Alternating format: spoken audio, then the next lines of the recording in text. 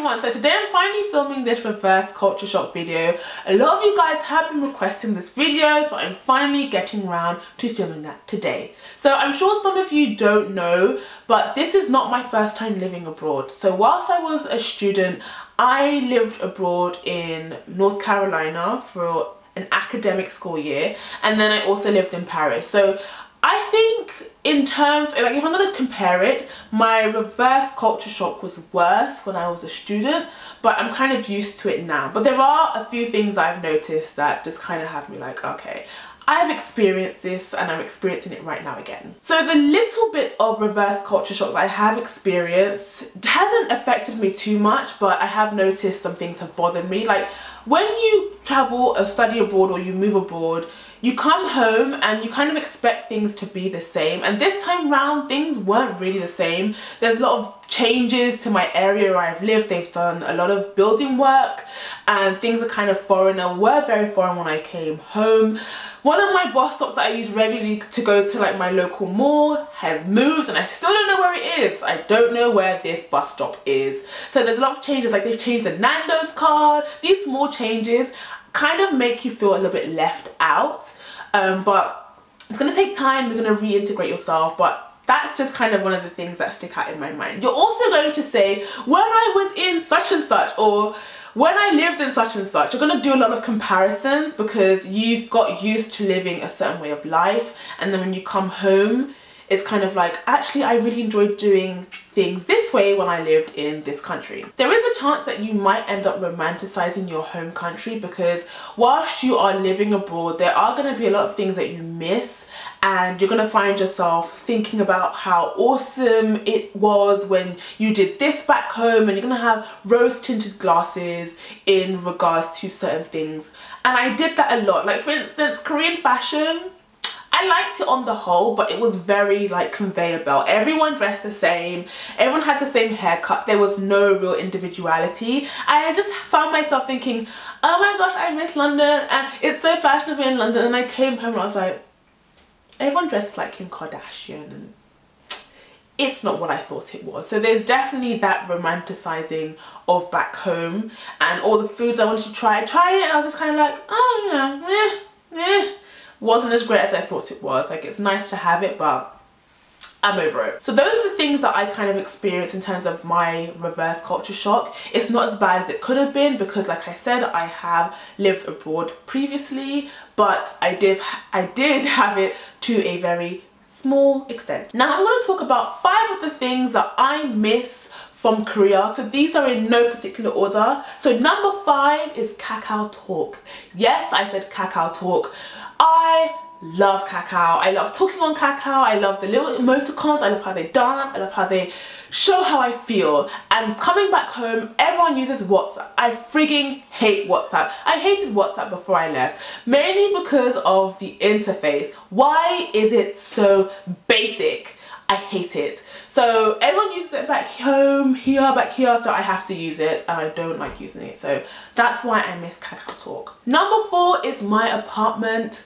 I really miss my apartment. I'm the kind of person who really needs their own space, and I've moved back home and I love my family, but they're just here. And rude. Everywhere. My sister's here.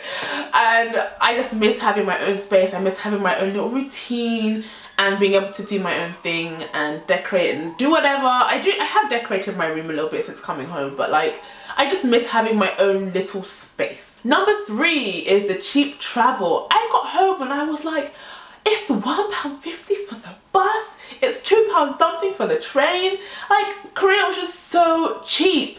And like, you know, you get on the bus in Korea and you can get off and change for another bus and they don't charge you because you can like change and do all this stuff, and here they charge you for every single journey. It's so expensive. Taxi was so cheap and I would always hop in a taxi, but here it's just expensive. It's just not really an option. So I really miss the cheap travel. Number 2 is the social life. I feel like I did way more in Korea because you're living abroad, you want to experience the culture in, so you tend to do way more than you are doing back home because you're so used to your routine and you're so used to your way of life back home. You tend to not explore and try new things, whereas when you're living abroad, you do try new foods, you go to new places. So the social aspect of that, and my friends, I miss the friends I've made so much, and it's hard to keep in contact because time differences, and someone's over here in America and someone's still in Korea. I just miss that aspect of Korean life. And number 1 on my list is Korean food. I do miss Korean food. Korean food didn't love me. It did not love me at all. Like, it made me sick or something. I don't know what it did, but it did not love me. But I did love eating Korean food. I miss my pork stew thing that I used to eat regularly. I miss hodok. I miss so many things to list. I miss the snacks. I miss Korean food. And it's expensive back in the UK compared to Korea, where I know I can get like a huge ass meal for like 10 bucks, and here it's gonna be like triple that. Sucks balls. So guys, those are the 5 things I miss in my little chat on reverse culture shock. But I have my sister here, and she wanted to be in my video, but she is not video ready right now. Because I would upstage you if I was on the camera. She's also delusional. So she's gonna ask me some questions that she thinks you guys might ask in terms of reverse culture shock. So go ahead. Oh, and by the way, we have the same voice apparently. We don't notice this, but apparently we do. So it's not me talking to myself. My sister is in fact here. Okay, go ahead. Well, how did you find the difference of like using like Korean transport and British transport? Because you know, like, it's hella crazy over here. I think it's crazy over there too. People drive, it's just not okay the way they drive over there. It's very haphazard. I've nearly been knocked over. I thought it's a lot safer. Like, people respect the codes, the traffic codes, if you can say that in the UK. But compared to Korea, they respect it a lot more, and I don't fear for my life crossing the road, basically. There's no respect for pedestrians anywhere in the world, but especially in Korea, I've noticed, especially. How would you rate the eye candy in Korea? Oh my gosh, Mr. Buffington's over there. You're so thirsty. Oh my gosh. Yes. Well, no, there was quite the few eye candy, and you know, I did find myself turning my head quite a few times, and I don't know, I just noticed that British guys just, they're okay. But that was another thing I probably romanticized. I was like, oh, you know, Korean guys are okay, but when I get home, there's gonna be so much variation. All these different kinds of guys I can choose from, but I'll come home and it's like, the pickings are slim all around the world. So, do you find that Korean food has more flavours than English food? No. I think it depends on what meal you're talking about. Like, I hated Korean seafood. Sorry if you love seafood in Korea.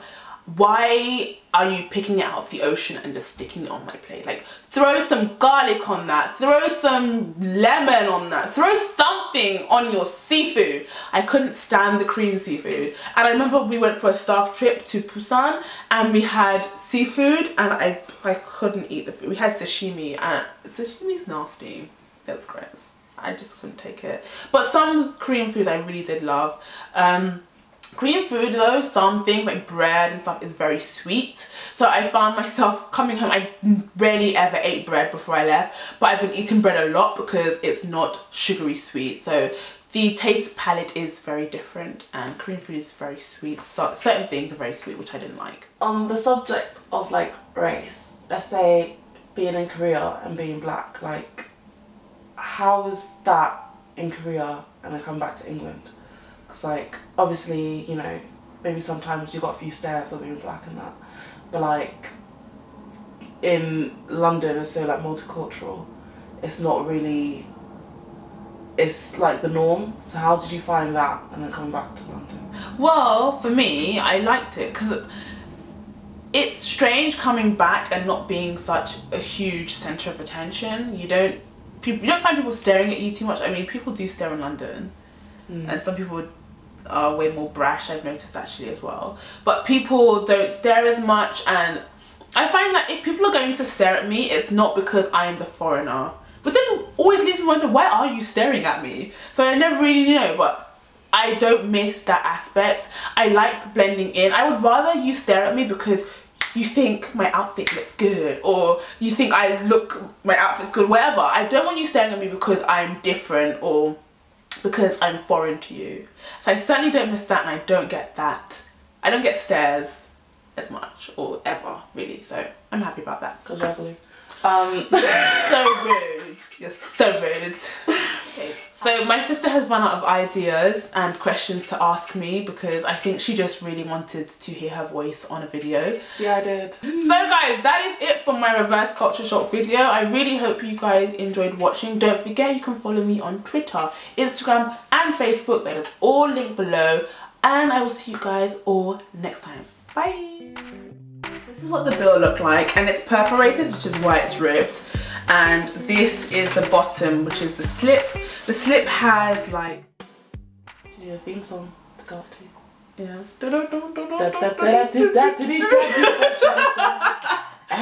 Oh my, this is my Soko Venture.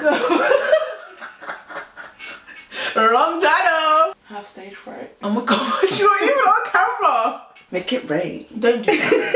Don't do that. Why would you do that? Go away.